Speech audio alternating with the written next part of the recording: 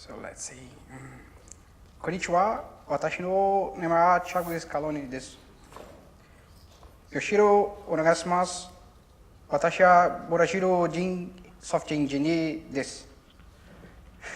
Hello, my name is Thiago Scalone. I expect not to be offending anyone talking Japanese.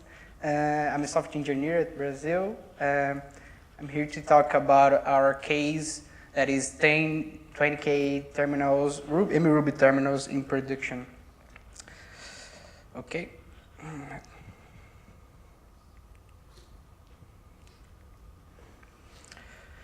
So first, I will start with Brazil. I will talk about some things that people are misunderstanding about Brazilians. So it's just some tips for you guys. So we not speak Spanish, okay?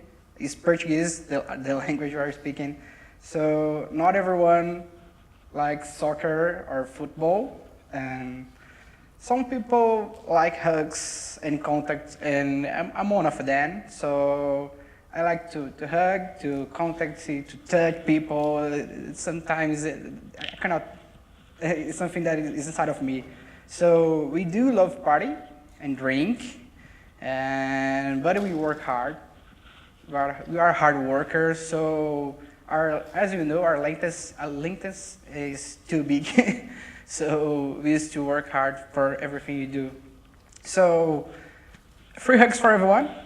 Nice to meet you, everyone. It's a pleasure to be here. So I will start speaking about CloudWalk. So and I give some context of that, what do we do and why we're using mruby. So CloudWalk is a digital payment acquirer, yes. So what is that exactly? So we are a payment processor, and thinking on that, you work in the infrastructure of payments for some steps on the transaction flow. So right here we have a normal transaction flow that you start with the issuer, which is normally a bank that will give you to the card holder a credit card that you can use in any shopping or any place that you would like to buy something. So the acquirer is used to provide an infrastructure, which we call the POS, to place that order. So the card will be inserted in that POS or the terminal, and then we will follow the entire transaction flow. Some acquirers use to support some digital payments as a commercer and everything related with. So our biggest problem in Brazil is in most of acquirers in the world that payment acquirers are very inefficient. They need a lot of people to do a few things. Most are using out-of-date technology, 70, 60 technology that are most difficult to maintain. In most of them are incapable to offering digital products. That's why we are doing it. So thinking in that part specifically that we acquire, we have a lot of players that do what we do. So we have CloudWalk for sure. We have Stripe that do the same, agent that do the same too. They are too good doing what we do. So CloudWalk do something points different. So we implement as an entry point to payments, and we can change a payment transaction to a token, REC20. We are using chain to the entire payment flow to applying blockchain and to perform anti-fraud and settlement and other financial needs. We use deep learning to score to score everything and what it needs. So, and now that we can talk about mruby and where mruby gets. So we have a lot of platforms to work with the terminals, and right here is what we're trying to do is create an open ecosystem to do that. So using mruby and the entire ecosystem, we'd like to deliver that to everyone who would like to place an order or create a transaction or deliver an other digital payment type, cashback or anything that you want to deliver. You can do creating your own application in mruby and put it on in the terminal. So those are the talks that we talk about. So first, we will do a demo application creating deploy. It will be very simple just to guide us in the next steps. So we'll talk about runtime updates, communication configuration intelligence, payment transaction security and cryptography, code sharing between CRuby and mruby, concurrency and memory management. And in the end, I will show you a video that will place a real transaction. And I have here 2 devices that can do a real transaction with our card and that we have in production. So let's do a simple demo here. Okay. So the first thing I will do is call our CLI. Oh, just to let's get it less. So that CLI is developed in mruby-2 with mruby-cli, and we will create a simple application called walk new RubyKaigi. If the internet helps, okay, great. So this is the director structure of our application. This application is already available on our backend. And what we do here is just compile and deploy. So we can test. I'm talking here about a mruby test. And as we're planning, we will do a compilation and deploy, which is quite the same.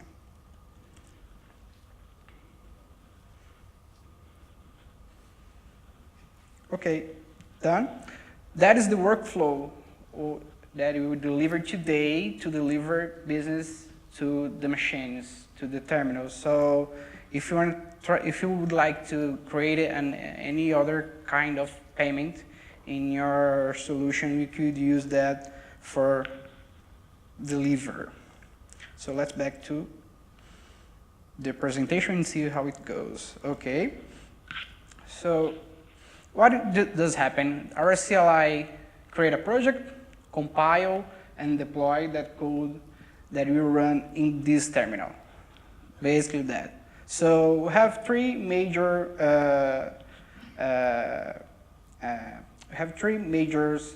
solutions that have been working to deliver that. So for sure, mruby, mruby-cli, and dafunc, that is created by us as a framework for IoT. So mruby, I will do a simple introduction here. It is created by Mats to be small in the IoT environment. It has support to cross-compilation and is developing in ANSI. It is modular, so we can select which library you would like to compile. Don't have JANs, but has mruby JANs static compiled, and normally it generates a binary that we call MRB, and you can check there on the link. So mruby-cli, that is a CLI apps framework. Basically, it's a framework to create CLIs that's really useful. was created and maintained by those three guys. Thank you. I don't know if anyone is here. I believe one at least. So thank you, Terence Lee, Zachary Scott, and Christopher Philemont. So we are using that a lot. Use the power of the mruby to generate a standalone binary. So you don't need to go or develop that in C or anything. So it is standalone. It's really good. So it is provide a solution for Linux, Windows, and OS X. It's good to mention that Windows solution is created to Cygwin environment. They use Docker Compose to compile everything in the binary. So here follow the link of the mruby-cli and our CLI that is open source too. You can check there how we're doing that. And the Funk, that is an open source IoT embedded framework. So we create the Funk to solve our problems during the development of the terminal solutions. The Funk adopt the adapter pattern to hardware interface. Implement compilation and packaging tools that is really useful for what we did here to compile and deploy the applications. And some helpers for IoT developer. For example, I display some image or cut some image or generate QR codes or something like that. That really that part of the day of IoT development. You can check the link here.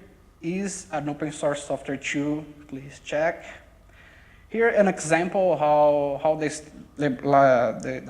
directory structure works on the Funk. So we'll have a model for each hardware that we would like to work. So we'll have a model for magnetic, network, printer, and everything. You don't need to have this all to make it work. So that is the principle we like to deliver. So as mruby does, just deliver, just compile what you need. To explain better what you have in the terminal, I'd like to say some points about the communication of the hardware. So the hardware to communicate with the acquirer and place your transaction, they are mostly running GPRS connection or 3G or Wi-Fi, but mostly GPRS. It is a persistent connection, so when I create a TCP socket with our host, it is a persistent socket, so you implement that to improve user experience. So as we are using TLS, that is mandatory for our environment, our security, we have to implement persistent connection to avoid all the time of handshake and negotiation on the transaction. So when you place a transaction send, it is already have a socket open that you can place a transaction. We adopted WebSockets for that. So you're gonna need a binary protocol, and after some tests that I'll discuss more later, we adopted the WebSockets. So during the application upgrade and update, we download everything in chunks. It's a simple thing that we do that you'll be easily deployed after the finish of the download in the terminal. So why we choose WebSocket and why do we have more here? So that WebSocket that we create to place the transaction and download the package of the terminal application, we still use it for push notifications. So I'm telling you that you have 20K terminals connected simultaneously with your host, and in those terminals are ready to receive any notification as, I don't know, as your business need. So I don't know, place another transaction, warn your user or end user or whatever. In the past, we implemented ISO 8583, which is a payment industry standard that was terrible to do, but we leave it. And we tried Sarfax to it too, but it didn't work well because of the next point that you'll talk about, that is that consumption. So that terminal that is running on GPRS has a limitation of bytes to run. So most of them has a chip with 2 megabytes per month. So in those 2 megabytes, I have to place your transaction, I have to do some push notifications, and maybe update your software. And that's why we are using WebSocket which is a binary protocol at the end, and inflate-deflate functions supported by the spec of the protocol that is really useful to that point. We choose WebSocket 2 because of Heroku supports that, which is really useful for the entire ecosystem of the solution. And all this thing is implemented by Dafunk, our IoT web framework, embedded framework. So communication. mruby is really helping us to our AT command interface. Basically, in the past, we have to develop that in C, which is a communication with the serial of the terminal to perform an attach or connect in a GPRS network or something like that. With mruby running on the terminal, we're able to create a beautiful interface that is easily to maintain, something like that. So you have a bunch of AT commands here that will be sent to serial, no problem at all. Easy to understand, easy to maintain. That is the power of mruby here, ruby.cl for sure. We have the need to control the connection management of the terminal. We have to do connection management of the terminal. What I'm saying is that, so the terminal supports Wi-Fi and GPRS at the same time. So if the users prefer to use Wi-Fi, we'll have to fall back to GPRS if he has any problem. And that all logic, that's all interface is created in Ruby. It's really good to see that. It's beautiful and it's really useful. Security and crypto, how we deal with that. So we're talking about a PTS terminal, a PCI PTS terminal.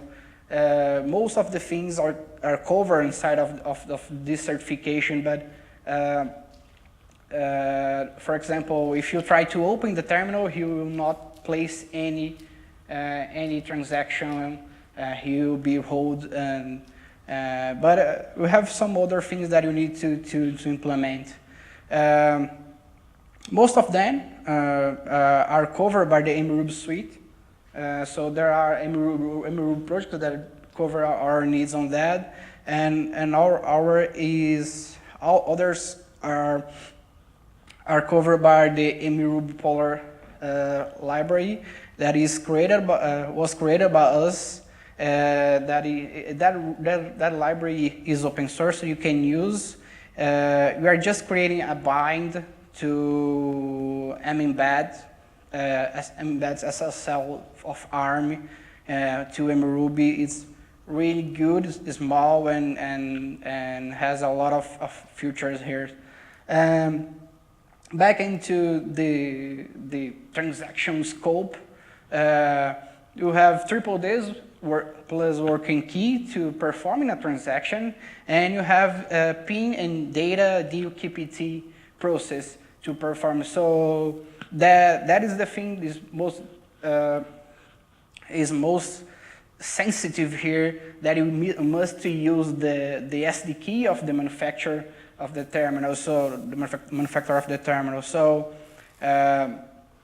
what you do here basically is create another bind following an interface that is implemented by the func and the mruby. So basically here I'm using this function to perform a pin-du-kpt process, which is basically when you put your password on the terminal. CRuby and mruby. So when you think on our ecosystem and we're creating, we'd like to share some code between server and the terminal, and take advantage of the library that we already have on the CRuby, for example, bundler. Thinking on that, we create some patches on that func to take advantage of that. So you are using Hic tasks, as you see, to perform the deploy, and you have adopt ISO 8583 in the terminal sometimes, and the server too. So in the same library of mruby, we can perform ISO 8583 in the terminal and in the server. I will show you some things here to be clear. For example, we have a gen file here with some gens. You have our main here of your application that will run on the terminal. So what I do here is they require of a library, a simple library to work here, and that library I will add to on my gen file. So what I do is just that.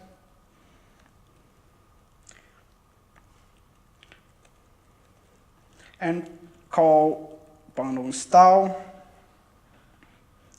Done.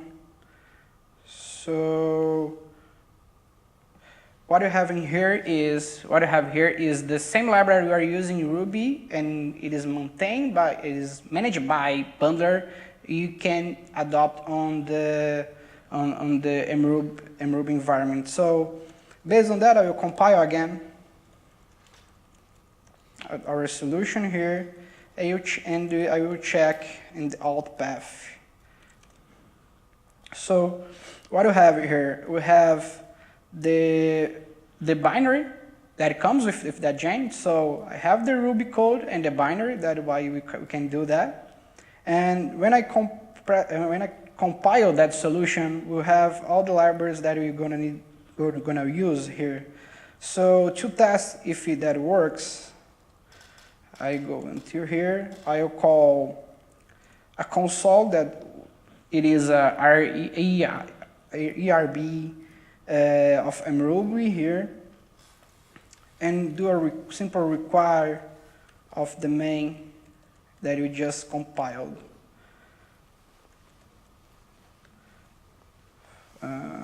Simple HTTP version.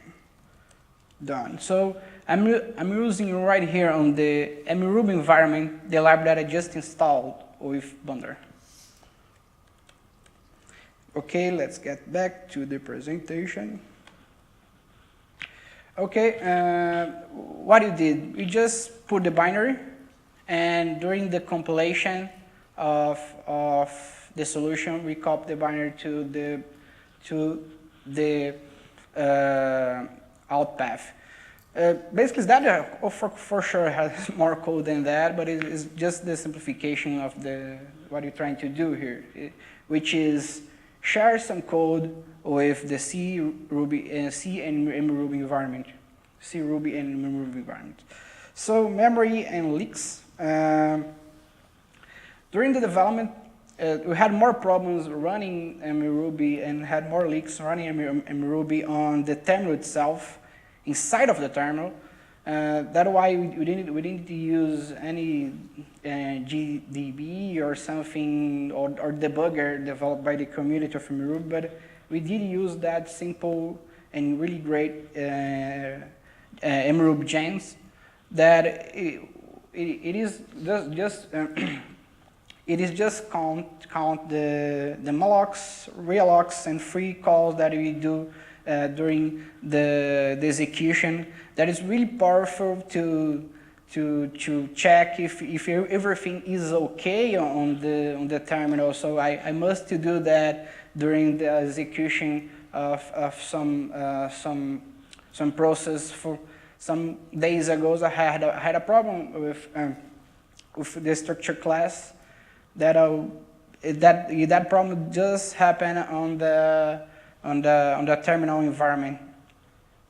So when I executed that on my Linux or any other place, was okay. But when that happened on the terminal, then execute on the terminal, that wasn't go well. And that library helped me on that. That's really good for us. Concurrency. Basically, we adopted mruby thread. Is a library created by the community of mruby. It's really good. It has some problems, but it's really good. The main thing that we do here is some actions to improve user experience. As we are doing a real system solution, we don't need actually too many threads. But for some things, thinking on the user experience is good to adopt to threads. For example, status bar update, that something that you need to do when you're dealing with the terminal. Connection management. And in the connection management, we have to share some memory, and we do that in the most simple way, which is basically we've got C structure implementation using semaphores, and right here is how we deal with the thread. So basically we create inside of the thread a new instance of mruby not related with that thread is running right there. And we do that in pure C, because not every terminal implements mutex and semaphores as we expect. So right now we have something like 20 terminals running mruby, and it's something like 4 brands and 20 terminals, and you have just one brand that supports Linux-like POSIX threads. So open source. So most of the work we have here is open source and available. The first thing, mruby-func, which is all libraries that we need to compile for that solution. The func itself, TLV parser, which is a payment transaction scope library, just to generate a protocol to the transaction. CloudWalk CLI for sure.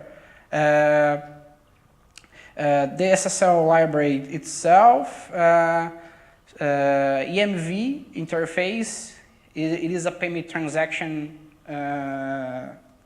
pattern certification. RipMD, hash, QR code, zip and zip inflate deflate, library, HMAC, and others. So, and today we are open the Robot Rock, which is the project that we are using to running mruby on PAX device. There is a brand of terminals from China. They are pretty good. One of them are here. This is white and this is black. We're open today for RubyKaigi, and we will open more. So right now I will show a demo where you are doing a real transaction here.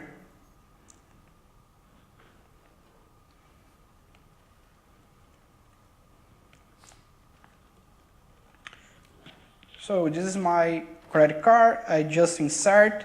So it is a real transaction with PIN, ship, and PIN transaction. So we just select the application side of the card. It is in Portuguese, so sorry. So the amount, the PIN that I said, the UKPT PIN. It is communicating by the WebSocket, who have the result, which is success. And right now, the terminal will trigger an application to send SMS. So I put my phone here.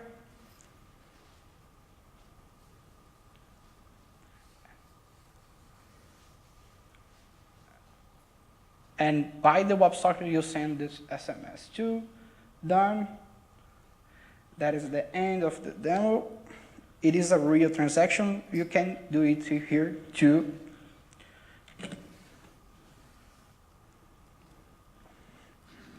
Okay. I said that we have 20K mruby devices in production, but I lied. Actually, right now we have more than 40,000 terminals in production. So this year we have a TPV of $1 billion. I believe 50% of that TPV, that revenue, is running on mruby. So mruby in production is that. So in mruby we trust. Arigatou gozaimasu.